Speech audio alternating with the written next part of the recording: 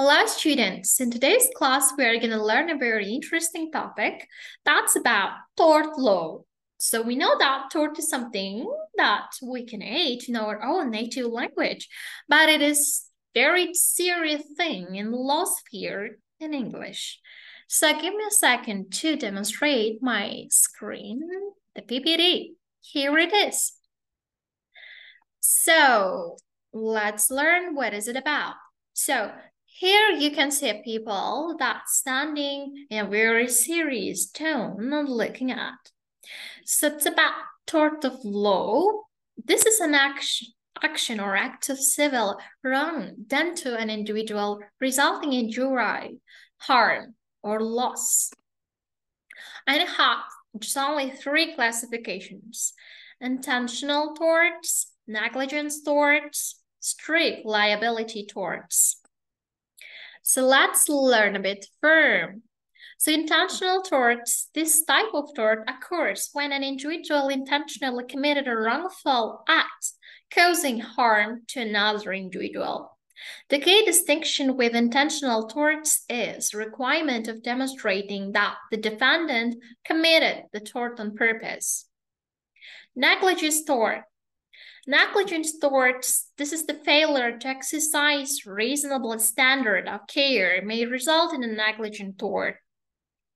For a negligent tort case to be successful, there need to be four elements present: duty, branch of duty, causation, and damages.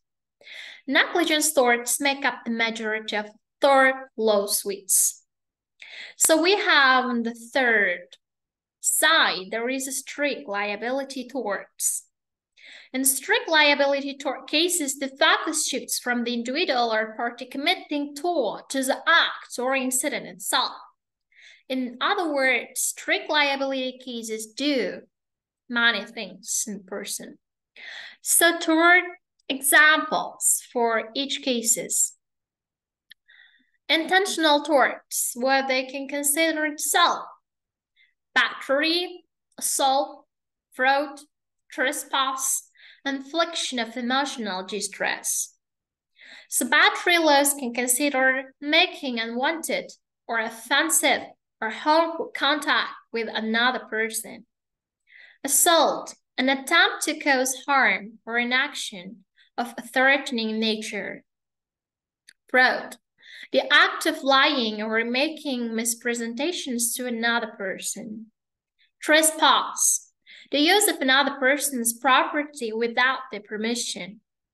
Infliction of emotional distress may include intentional frightening individual, like another individual, or causing severe emotional or mental distress. So we have here, again, national negligence torts that could include car, bicycle, motorcycle accidents. If a rider speeds or hits a pedestrian, causing injuries, the driver can be found negligent. Motorcycle accidents are common, and our motorcycle accident attorneys can help. Sleep and fall. A slip and fall claim is common when an individual falls and injures themselves on the premises of another person's property. Medical malpractice. Medical malpractice occurs when a medical professional does not provide a reasonable or competent degree of care, resulting in harm to the patient. And we have the last one and very important one, strict liability. Product liability, owning wild animals, exceptionally dangerous activities. Product liability deals with cases of harm or injury caused by defective products made available to the public by manufacturers, suppliers, or retailers. Owning wild animals. Owners of wild animals will be held liable should any of these animals escape or injure another individual. Exceptionally dangerous activities. For instance, a truck carrying violent chemicals or hazardous materials can be liable for any of them harm from the spill or explosion. This is the initial introduction for the tort law areas, but it's very, very, very wide topic for you if you're interested to learn. Thanks for attention. Have a nice day. I think that you have taken something that you think is essential for you. Bye-bye. Have a nice day.